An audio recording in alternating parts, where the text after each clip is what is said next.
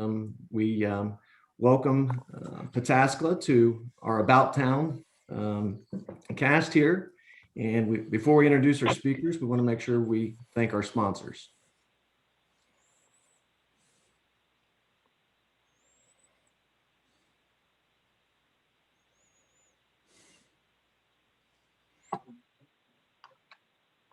First off, Central Ohio Technical College. Thank you, COTC. Second, Hall and Associates. Thank you, Hall and Associates. Third, Matesic Distributing Company. I saw Sarah and Jim on the call. Thank you, Matesic. Robertson Construction. Thank you, Robertson Construction. Shea Hess Commercial Real Estate. I think a couple of our brokers and agents are on here. Thank you, Shea Hess. And last but not least, the Energy Cooperative. Thank you. Without the sponsors, obviously, we wouldn't be able to have these events and continue doing what we're doing. So the Chamber thanks you all very much. Next, we're going to welcome our speakers. We got both Mayor Mike Compton with the City of Pataskala, wearing his many hats today. And along with him, we've got Tim Hickin. Mike is going to go ahead and go first. So welcome, Mr. Mayor. Well, actually, Tim and I are going to arm wrestle for the chance to go first. Okay. And I won. So good morning, everybody. Good morning. Welcome to Pataskala via Zoom. This is kind of new for us. We've been doing some council meetings and stuff with YouTube and Facebook and stuff, so we're all getting used to it. But you know what I really miss the most is actually the food. Just kidding. They're muted. They're laughing. Oh, that's right. They're laughing, but I can't hear them. Okay. I was just talking with Jennifer, and I remember in the past, we've had some really great chamber meetings at some of the restaurants and some of the inns and places that we've been able to gather before COVID, of course. And it's always a pleasure to talk about Pataskala. I had to ask her again today how much time we had, because I can talk for hours about Pataskala. So you'll see us, Tim and I, looking up because we've got you on the big screen and we have you on the little screen. I'm trying to concentrate on the small screen. So, but I apologize. And a week ago we had a ton of snow and we have survived extremely well. Our road crews have been fantastic. And I'm really sick of snow. And in fact, I don't even want to put salt on my food right now. So that's how sick I am of snow and salt. But and I just wanted to before I jump into everything, I've been thinking a lot about is there anybody here from the health department on board today? If they are, thank you. If not, I'm sure you folks have all been involved. We talk to the health department almost on a weekly basis, and they've helped us tremendously through this because we get tons and tons of calls. This is all new to us. Our businesses reach out to us, our residents reach out to us. We've got lots of elderly folks here, and so it's I just want to give a hats off to the health department for helping us through. Chad and Olivia and all those folks have. It's funny because most places you call for anything today to get any customer service, you instantly talk to a robo call or you get put on hold. And not once have I called the health department and have gotten anything like that. It's always been person-to-person call. So really appreciate that. And I'm sure those guys are running ragged. I hope this is over soon. You know, the pandemic, when it first hit, we were a little worried financially, not knowing what we were going to receive through our income tax. And since it was all pushed out till I think about July, wasn't it? Till that was all due. But we've rebounded nicely. We passed our budget in December, and we're in pretty good shape. We've had some new businesses even pop up, and I know Tim's going to talk about a lot of our larger economic development areas. But we've had some small mom and pop businesses, which I always enjoy immensely, open up during the pandemic, and we've tried to help them any way we can and get the word out, and so that's been still going. You know, I think we were very well prepared for a pandemic, even though it was all new to us. I haven't seen too many things impact us other than some of course, our meetings having to go on YouTube or Facebook and stuff like that. So a lot more work behind the scenes, but and knock on wood, our departments have weathered the pandemic. We've had obviously issues like everybody else has had, but we have a good support group, and with Tim at the wheel, I'm going to be talking a lot about Tim because as a lot of you know, I speak a lot about Pataskala, and part of my my vision for Pataskala when I got in here as mayor was to get more folks working here that were not only committed to the city, but lived and breathed Pataskala, because I think people give much more of themselves when they live here. And the mayor's job is it's getting a lot easier. I think it's been about 10 years since I got on council and then became the mayor. So in fact, I'll be running in 2021. I'll be running this fall again for my third term, which I can't wait for, because I think we've really done a whole lot. And part of that is getting people in key spots to run the departments. And we have a lot of folks that, and I don't want to stress too much that the ones that live here give more. We have people that don't live here that still are very involved, have worked in Licking County, or very aware of our area and are proud to work here. So, but everybody we've got working here in all the departments: finance, planning and zoning, the mayor's court, the police department, street department. Everybody is giving 10,000%, and it's really making my job easier. I know everybody talks about that when you first get in. You know, you want to change things, and you have an agenda, and you want this to happen and that to happen, and I really was flying by the seat of my pants when I got in, because you all know I'm not a politician, and it was a unique experience for me. But Pataskala is really becoming a lot easier to run with all the folks in place. And the other neat thing about it is and this all ties into what Tim's going to talk about with economic development and how we're progressing, because we've worked hard on our comprehensive plan to update that, because Pataskala, I mean, nestled between Newark and Columbus, you know, I still like to say that we're on fire, and we are. People are scrambling to find property, and as they push out from Columbus, and we're the first ones. I mean, Reynoldsburg is pretty full up, and so we've got the property, and we've got to be very, very careful, because we only have that one chance to develop and develop well for what our residents want. And our residents still, if we had a nickel for every time somebody said, hey, we want to keep it rural, we'd be rich guys right now, because that still seems to be the emphasis, is to try and keep it rural, but still have the amenities, the shopping centers and the housing.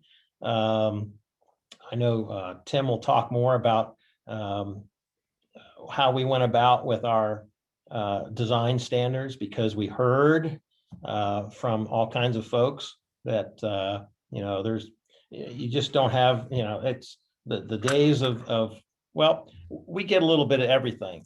We have the gentleman farms, we have the 3 acres, we have the 5 acres, we have the subdivisions, we have apartments, we have mobile home parks, we have it all. And when people move out here, that's usually what they want. They want a little something special, and we tend to have it. So that comprehensive plan, which Tim will talk about, and our design standards and our impact fees have all been something that's been at the top of the chart as we kind of plan and get ready for how Pataskala is going to expand. So my point to all that was that all our departments are working very well together. Planning and zoning doesn't hesitate to ask our public service director, how will something affect our city? And of course, our infrastructure. Tim and I both like to say, hey, we're a city of 2-lane roads, pretty much country roads, chip and seal and mailboxes and all kinds of stuff. We're just pretty rural out here still. Once you get off of Broad Street, 310 and Broad Street intersect us, and then you go in any direction, north, south, east, and west, and you get right back into 2-lane roads. So all of our departments are working together. Finance says, hey, here's what you can do, and here's what you can afford with what the income tax is bringing in, and your 5-year plan and all that. And planning and zoning works with our street department and our planning and zoning departments, and everybody's working together. So I'm very pleased with the direction of Pataskala, and this is where I start to pump up Tim's head here, because as I said earlier, I like to find people that have an investment in Pataskala. And like I said, and we've found many, all of our departments have folks in there that live and breathe Pataskala, whether they live here or not. And since I've been involved with Pataskala, we have gone through 2 administrators, Tim being the newest one, the 3rd. And I can remember kind of running into a brick wall with the first gentleman. He did not live here.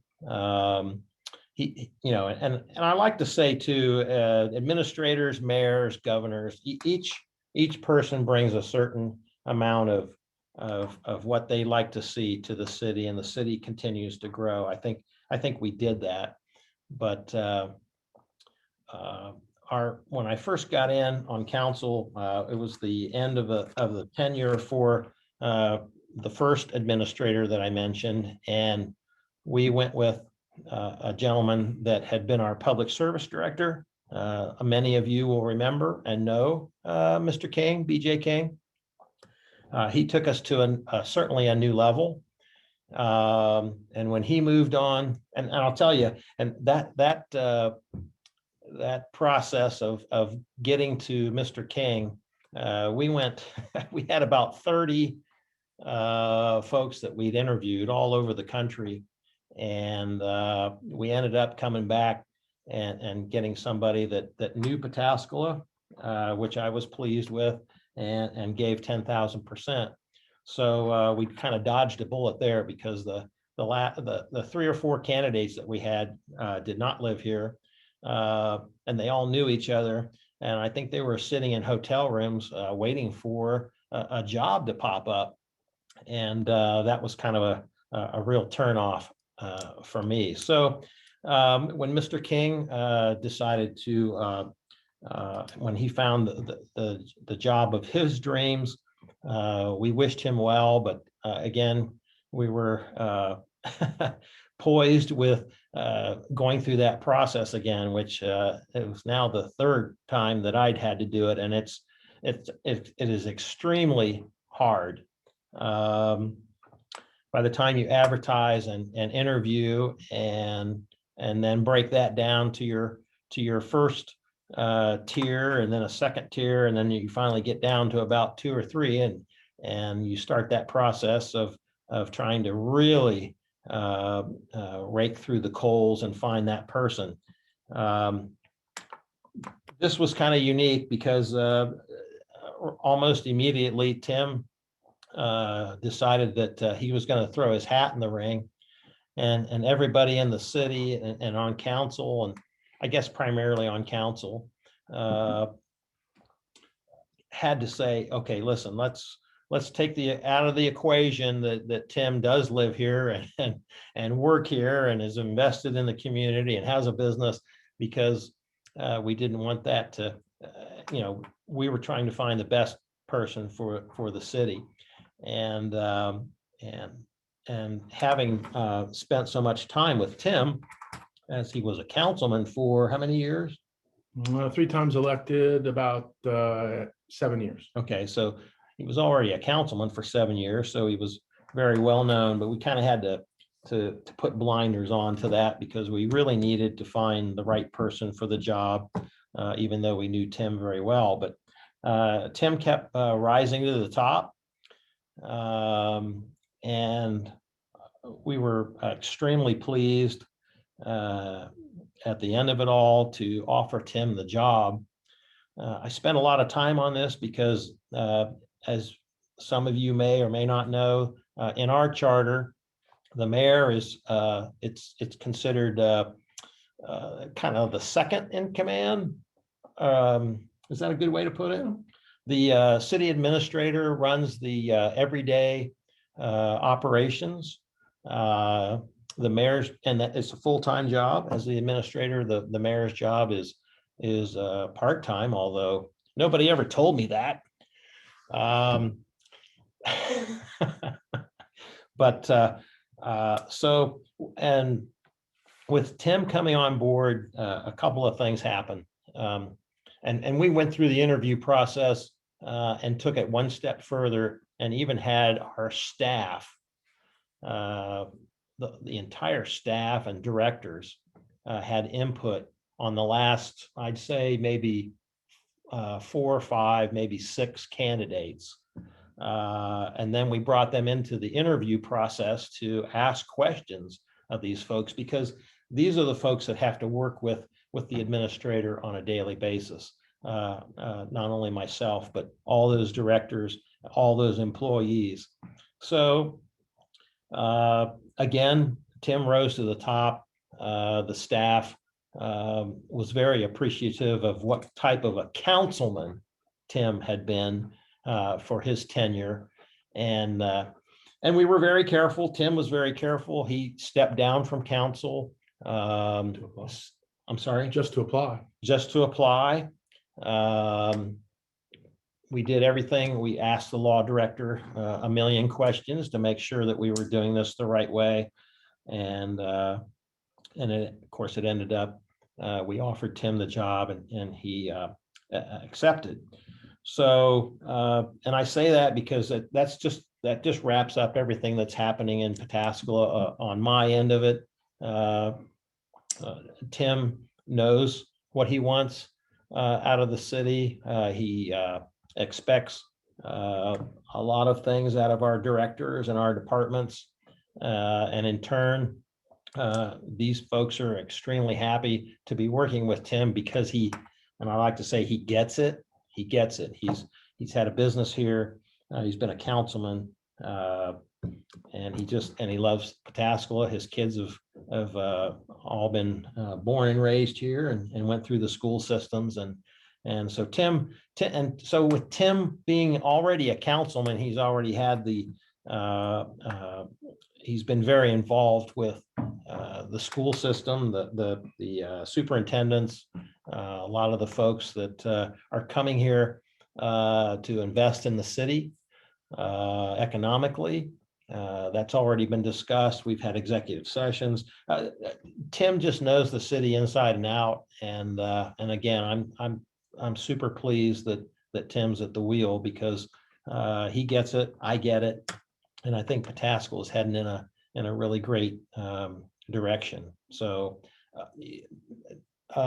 Jennifer, or I'm sorry, Brandon, you think we should answer any questions at this point before I turn it over to Tim? Well, that's what I was just going to say. So we've got a couple questions on the chat, kind of about economic development.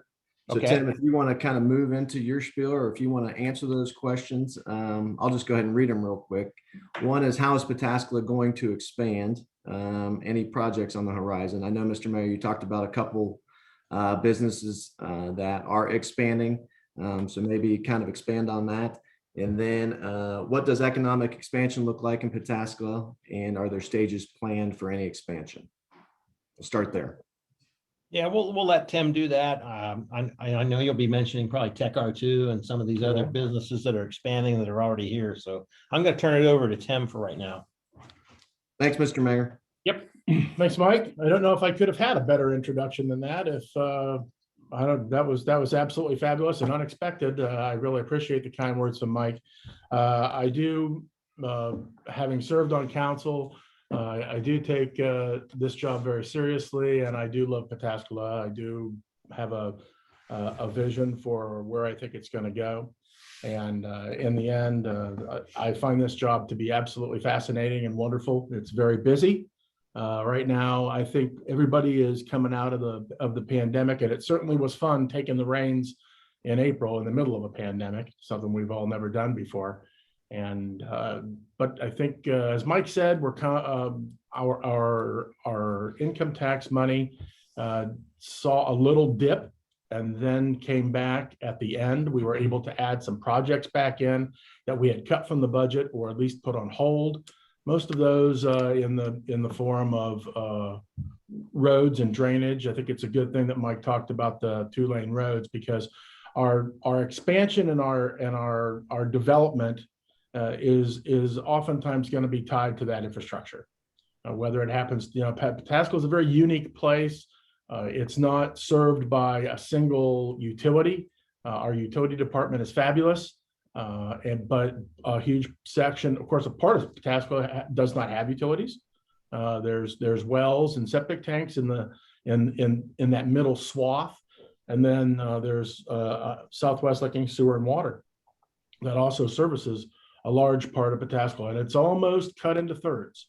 When you think of, I think we're going to be up in the census, maybe a little closer to 20,000. We'll wait and see. That would be a significant jump, but I think the housing developments that we've seen here that came in and continue to come in will probably bump us a little bit, maybe just slightly under that. So that's the constant plate spinning or balancing act that we do, is as we try to find a place with a development to also make sure that the infrastructure is there to support it, whether that happens to be large corporate, small corporate, or housing. There's always going to be an impact on those roads, and that's just a part of the nature of the city, and the nature of the city with the Lima Township, very, very rural country roads, and then the village at one end and the Taylor Road corridor at the other, which tends to see development at a slightly different rate. So I am excited to speak to you guys this morning. We'll dive in a little bit. I'm going to start with kind of the home front, or homes front, if you would. What we're seeing in home developments. We currently have about 5 housing developments in various stages of completion or planning. These are developments that we're moving towards either the finalization of the development themselves, or the finalization of the plan or acceptance. They are mostly concentrated on the village side of Pataskala, the old village side.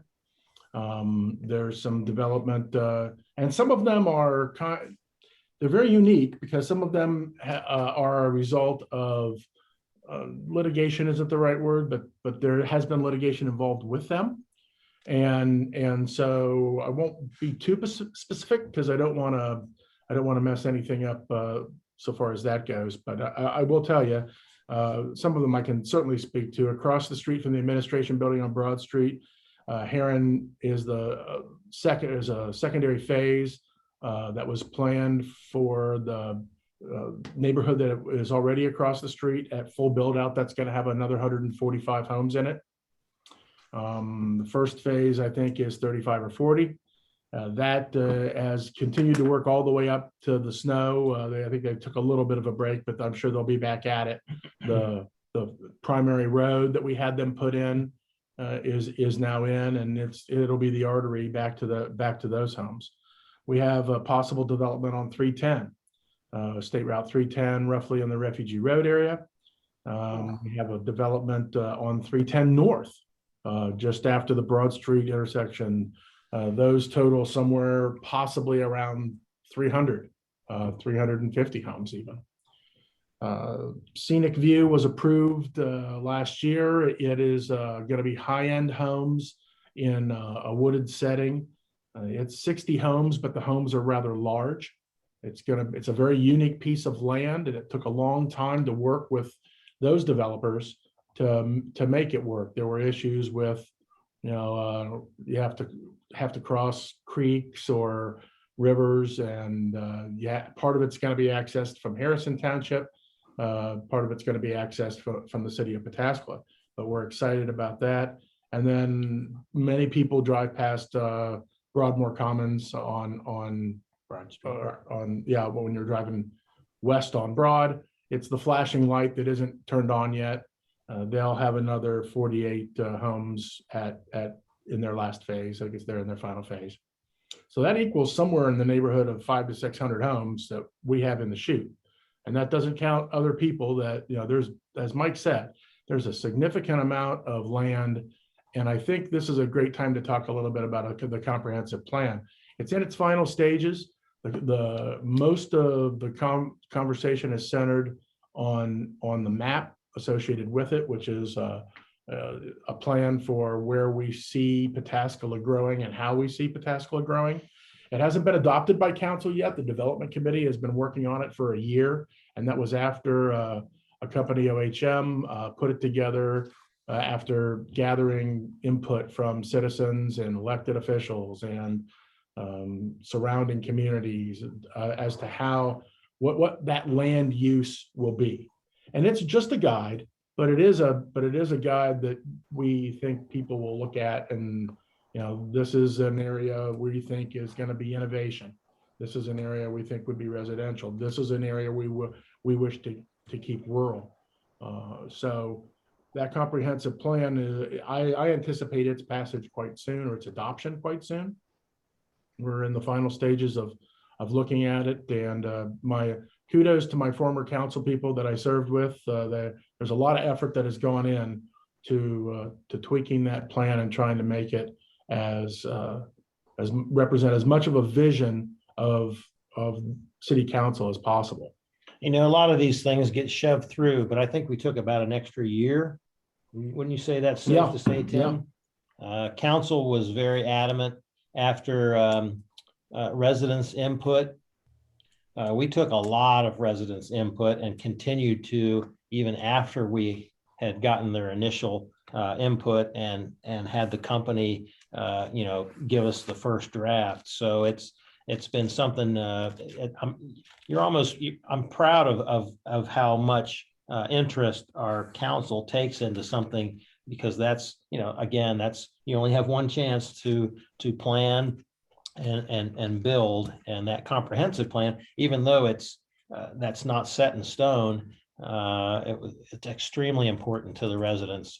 When you move out here, you want to stay here. So if things are constantly changing and you don't have a grasp on where you're going to put stuff and build things, then people tend to pack up and leave. So, and I think Mike's point's well taken.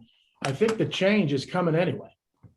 The real goal of the different things we've begun to implement is if you don't help to drive it, and you don't work with people that want to come into the community, whether it happens to be from the corporate standpoint or from somebody who wants to add some homes. There's been a little bit of a history of us being somewhat gun shy of that, maybe not on the corporate side, but on the housing and development side. I think the end result, or the end thing that we know, is it is going to come. We are next.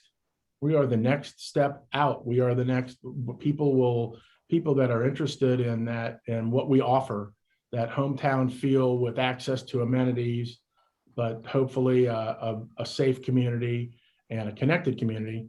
That's what they're going to want, and they're going to come anyway. And if you don't kind of get ahead of that, you're going to end up with a piecemeal product or a piecemeal neighborhood or community that isn't what doesn't tie into your vision, or the places that you want to save, if that's the right word, or maintain that feel of that some of that rural feel.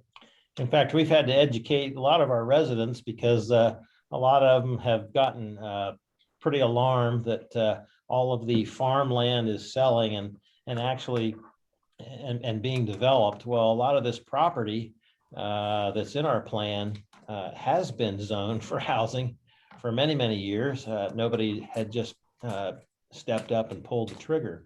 So so now that, as I said, Western Licking County and Pataskala is hot, we've had to educate our residents and tell them, hey, a lot of this property that you've seen in farmland for 25 or 30 years has actually been zoned for housing or some type of development. Nobody has just done it until now. So talk a little bit. One of the things that council instituted was some design standards on buildings. I think that they, as a whole, they wanted to place those design standards so that the developments that did come in had a certain, I don't know, level of home and aesthetics, probably more than anything else. But those design standards were passed in 2019. They'll be there moving forward. I was on council when that went through, and I was in favor of it. So sometimes those are controversial, I understand, but in the end, I think just looking for neighborhoods that look nice and look decent will attract people that want to set down roots, want to stay. And so I was in favor of that, and those are passed, and we're starting to see not a lot of negative feedback from people that are putting them in. I think at this point they just want to know what the requirements are, and when they talk to planning and zoning, they take it back and they look and they say, this looks like something we can do, and lo and behold, we've got some people coming in to start some developments, as I talked about with the homes. I will talk just very briefly something that surprised me that happened more during the pandemic than anything else is a little bit of revitalization in the downtown village. I won't be too specific, but there are some new owners down there. There's some talk about possible, bringing different smaller businesses into that 310 village corridor. We're struggling a little bit with how parking will work, as many cities do that have that type of village feel. But there are some things happening. I wouldn't say that they are, it's not moving like light speed or anything, but I think you're starting to see some storefronts get fixed up a little bit, and possibly in the future you may see some other businesses get into that village corridor. So that's not a giant thing, but it happens to be close to where I live. So I see it and I kind of know about it. And as we talk to people, as people come in and say, I'm thinking about putting this here. And many of these are at that stage. I'm thinking of putting something here. Maybe it's a restaurant, maybe it's a new shop, maybe it's new offices. I welcome those. We work with those on that corridor as well as the Taylor Road corridor. We're excited about that little development and that little bubble seeming to happen. I will talk a little bit about Tech R2. Tech R2 is a company that was based up on Taylor Road. They have a proprietary process for wiping hard drives. We've had a couple of meetings with them. They are a very exciting company. They're a very cutting edge company. I enjoy all the times talking to them. They bought the Harley Davidson dealership on Broad Street, and they are going through the process of making that their main office.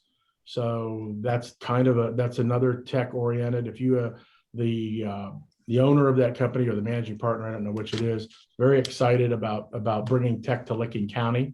That would be all of Licking County. So not just here, but I think he has a vision for possibly having a tech base in all of Licking County. And that's exciting too, because that's a little bit different than anything that we've heard. And they're, like I said, they're excited about that building, and we're excited to have them there. So they offer a very good product. And nowadays with Facebook and Google and all the other places with massive server farms, fraud and those type of things that can happen, Tech R2 is an expert in that. And they're recognized throughout the United States. So, and that area that they've purchased in, if you know where the old Harley Davidson dealer was, Bullet Ranch, very close to our corporate park, and squeezed in between the corporate park and Mink Road, that area, and along with, you know, tech and Amazon and everything. I kind of dubbed it the Silicon Valley of Licking County, because that could take off that area, and it would be well received by everybody. So, yep, good stuff. That's a good segue, because as you move from that corporate park, our corporate park runs from Refugee Road north to Broad Street. It then runs west or east on Broad Street. I wish I had a map for you. I don't know. I have a giant map here, but I don't think you guys will be able to see it. And then it's basically a large square. It comes down Columbia Road to Refugee and connects back to Mink Road. Mike's gonna try it. We're gonna see if we can show you the corporate park here. I don't know how far back you'll have to go to get it in the picture, but we'll see. I don't know if you guys can see that or not, but Gotta come a little closer. nope. The joys of Zoom meetings. Is this it? There it is.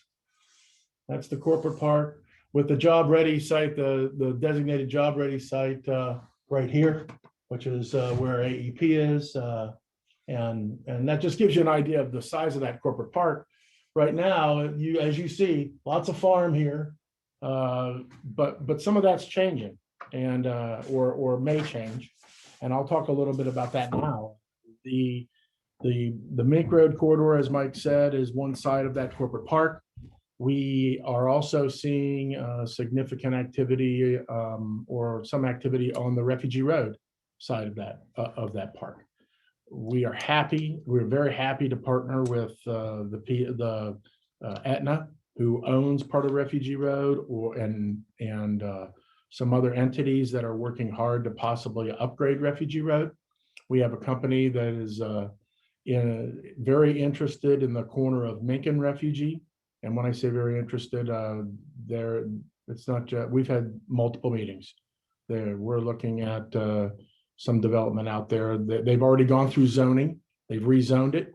So it's definitely been rezoned into an innovation type situation. We are talking at this point kind of a crosstalk situation, e-commerce fulfillment with that one. We have also had some talk with the next block up. Again, if you think when I say Pataskala is next, it's next from the west and the east, I think, but it's also kind of next from the south.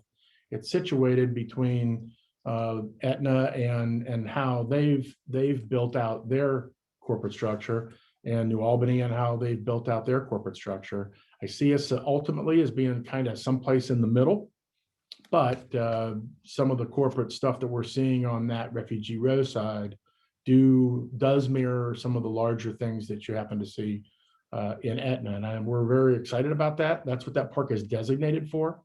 I think that the city council, there are places throughout Pataskala where building like this or infrastructure, or I'm sorry, not infrastructure, but corporation building like this could happen. This is specifically designated for that, and has been for some time. It's got a CRA attached to it, so it is to possibly make it a little bit more lucrative on the property tax side. And there's also a JED involved. Pataskala is, I've found this out. I kind of knew it as a councilman, but there are not very many cities with income taxes and JEDs. JEDs are not, right now, you cannot, you can't do that. We were grandfathered in, right? We were, Yeah. we actually got the JED, and I think, and we kept taking bites at that income tax apple. We kept trying to get it passed. And I think I was not on council then, although I was involved in the city. I think the people kind of said, all right, enough, we're not going to pass an income tax. Let's put this JED in. And then they passed the income tax. So we are a city that has a JED, and there aren't very many. And certainly throughout Ohio, it's a very unique situation, but that helps Pataskala. It helps the fire department. It helps the county commissioners who helped build the road in there. It'll help. There's a lot of people in the JED. The schools are in the JED. The library's in the JED. So if that piece of property does come to fruition from a expansion standpoint, rising tide will lift all boats there, I think. And then, of course, we do have our 1% income tax. We have a good agreements with the schools. We have a good working relationship with the schools. That I don't know that that's always been the case in Pataskala, but I certainly feel that way now. We're partnering with Licking Heights on we're very close to the finalization of partnering with Licking Heights on a bridge expansion, road work in front of their shop.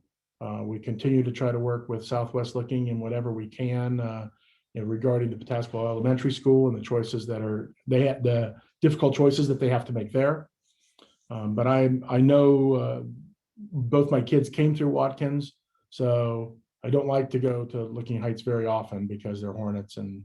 But the truth is, we have a pretty good working relationship with them. I will talk a little bit about. Let's get back for a second on those country roads, and one of the things that Pataskala is looking at quite seriously. In fact, they're not looking at it; they're doing it.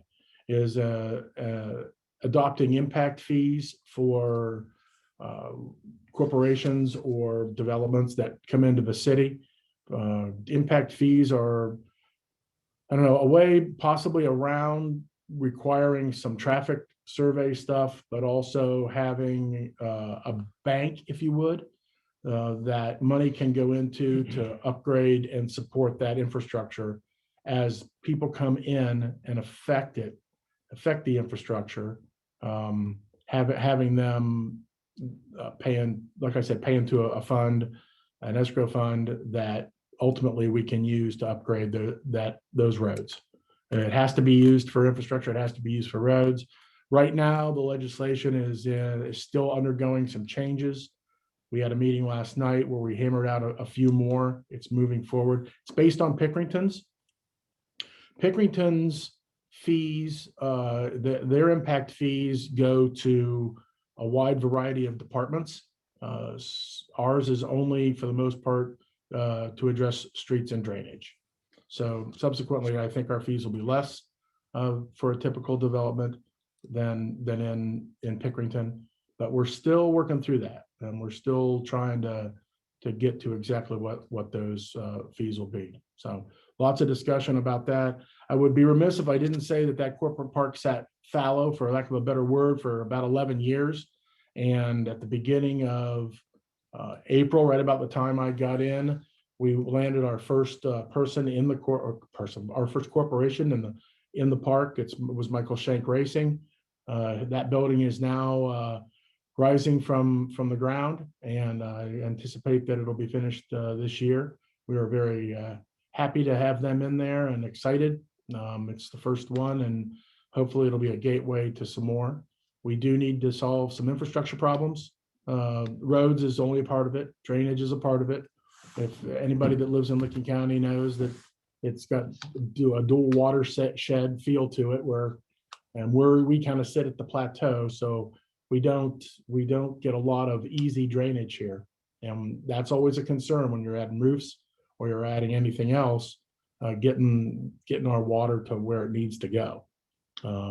So, try and control flooding, try and control those aspects. But the other one is sewer, getting sewer and water into that corporate park water's already there, but sewer is a big one.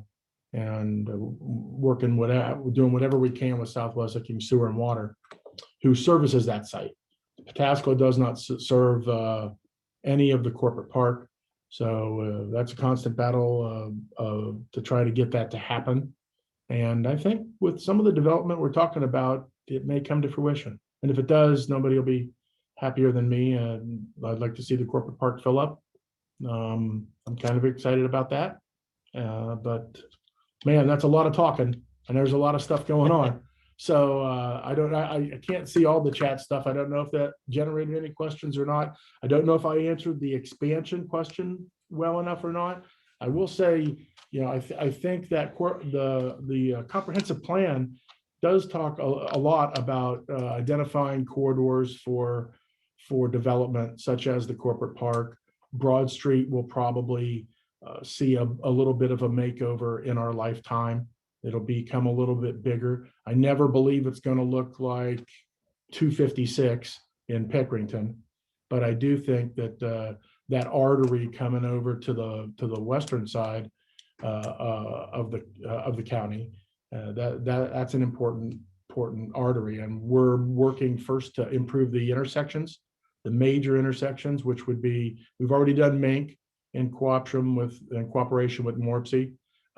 Next would be Summit, and we're working at work on the intersection of Summit and Broad Street.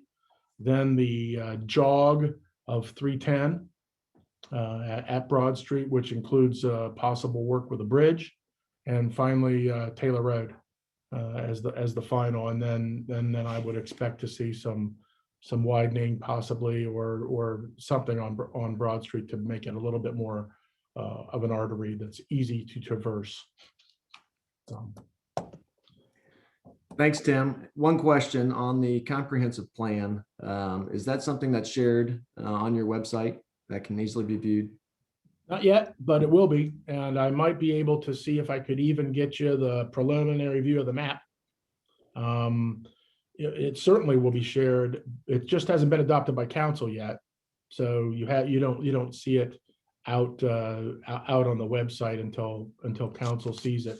I anticipate council seeing it this spring still and making that final determination, as I do with the impact fees.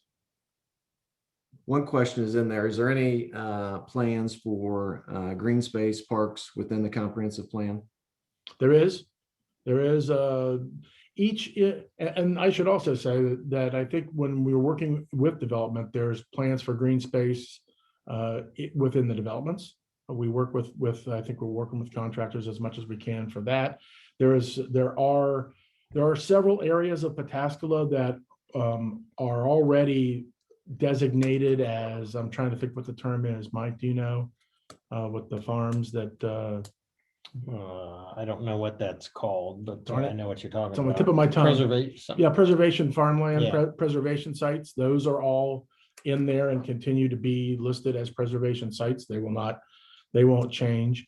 And then there's obviously a concern about the green space along the creeks. I think that so that's a long way to say yes.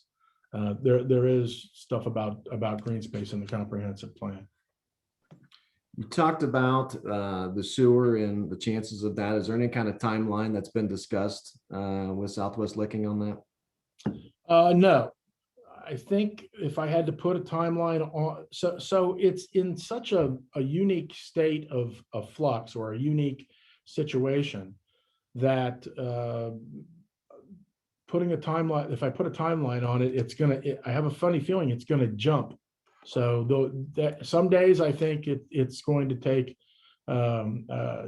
years, and sometimes I think it's going to take less than years. So I don't have a timeline on it. CJ Gilker, who's managing Southwest Hickin right now, is a good partner. He realizes the importance of getting sewer into that park. That's the one thing, is a large gravity sewer that comes down Etna Parkway, feeds into their system just over the Pataskala line. And then they have plans for expanding their own system. But no, I wish I could say we've got it in the pipeline and it'll be in by next April or something like that. But I can't say that right now. You talked about the exciting news about Shank Racing and the building going up. One of the questions is about job creation. So some of the other companies that have come across that may be going into the corporate business park, are we talking pretty good numbers on jobs? Are there tax abatements being presented? Talk a little bit more about that. Yeah. Since it is in the CRA, there are tax abatements. The job numbers that are being discussed are somewhere 500 per building, with 3 buildings. So that's possibly 1,500 jobs. I think the people see this area as having it's very good in its support of jobs. If you look at the places south of us, there's a good workforce there. These are, right now, I will say this, they're not specific companies. These are people who specialize in building spec buildings and then getting people into them. So, but the buildings are made for upwards of between 500, 1,500 jobs, depending on how many of them end up coming in. So it's incredibly exciting. I think they'll be good partners for the city. And at least the people that I have met seem very serious about doing it. I think one of the big surprises for this job for me was how many times I would get calls where somebody would say, "Hey, we're thinking about coming out there," and you'd send them a packet, or you'd talk to them, and then they would. But after a while, they would, or a short period of time, I guess, it would just kind of fizzle, and I got pretty regular at giving the spiel on what was available out there. The companies that we're talking to now feel very different to me. They feel much more, hey, we're going to try to make this happen. And indeed, they're moving. If you're going through zoning to rezone something to be a large scale building, you are serious. And so this has left the realm for me of, we're talking about stuff coming in, and more into the realm of we need to work together to put some infrastructure in to make this happen, or to put a package together to make this happen. One of those companies would probably access Etna Parkway, and it'll probably be a little faster. But we are talking a significant amount of jobs. And then to answer the question in the end, what goes into those buildings will also drive the number of jobs and probably the pay. If it's depending on what the companies that come in there, if they are that e-commerce crosstalk type situation, I think those are good jobs. I want them to be I want people to be able to make a good wage and settle here possibly. So I don't want them to be low paying, obviously, especially since there's an income tax component to it. But I think we're talking about decent jobs, and these companies seem to be good companies. So I'm excited about that. Tim, you talked about the 5 housing developments or so, or over 500 houses. One of the questions is, does the housing developments kind of align with the jobs that may be coming with the growth of the corporate business park? We get a lot of questions about multifamily. Are you seeing multifamily happening? Just kind of expand on that. That's a good question. Right now, the ones that I mentioned, there are not a lot of multifamily. Most of them are individual houses. The price point, I would say, for where you are, at least where it's estimated, what you would expect for this area for their anticipated price point. Some of them are in very different phases, so it's difficult for me to say. I will say that there is one that does have a multifamily component to it. I don't know if that has been approved yet, so I want to be a little bit careful about whether or not I confirm that, because I think they're still kind of in the planning stage, and at this point they're looking at the house side of it, at the individual houses side of it. If that develops out, that development could have some multifamily as well.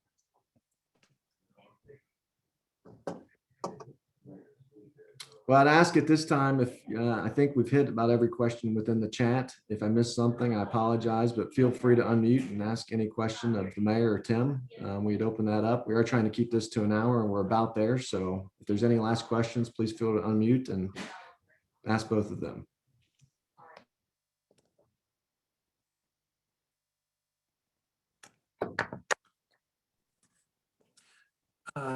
Maybe for Tim or for the mayor.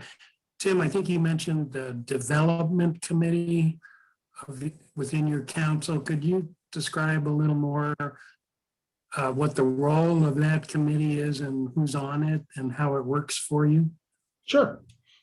And the mayor could easily do this as well. So Pataskala has several set subcommittees that investigate or not investigate, that vet everything from utilities to development. The development committee currently is chaired by Mel Carter and Tommy Lee. And I'm sorry, that's not true. Tommy Lee is the chair. Sorry, Tommy. Tommy Lee is the chair of the development committee. And Andy Walther and Melissa Carter are the three people that sit on that. That committee has always been fairly busy, but we use it as the first draft or the first chance for the legislature to look at legislation and to evaluate what the administration thinks is important in development, like the comprehensive plan. It certainly has a development component to it. Those three council people are senior council people. They have been here for a while. They understand development. We will also take possible housing developments to the development committee sometimes as an initial feel. They're a good barometer for Scenic View. Went before them to just to have them see what that plan is. I think that's the apart from crafting the legislation or reviewing the legislation, which of course that branch is supposed to be doing anyway. I think the other really valuable tool is they're good for taking the temperature on development. They're good for giving the administration some input and insight as to how the elected body is going to feel about a certain subject. And having come off council, I value both sides of that. And I have a good working relationship with the development committee. So does Scott Fulton from our planning director. And so that's really what we use that committee for, both the development of the legislation regarding development, but also as that barometer. Any other questions out there?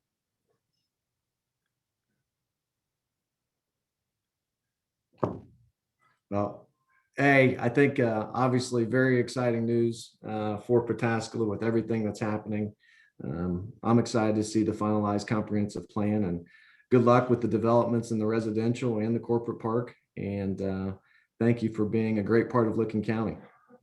Thank you. It was an absolute pleasure. Thank you, everybody. Once again, thank you, our sponsors, Central Ohio Technical College, Hall & Associates, Matesic Distributing Company, Robertson Construction, Shea has Commercial Real Estate, Energy Cooperative, Licking County Chamber. Thanks for all you continue to do within the pandemic and making us continue to thrive. And I wish everybody a great day and stay safe. Thanks, everybody. Thank you again, Mayor Compton. Thank you, Tim. Bye. My pleasure.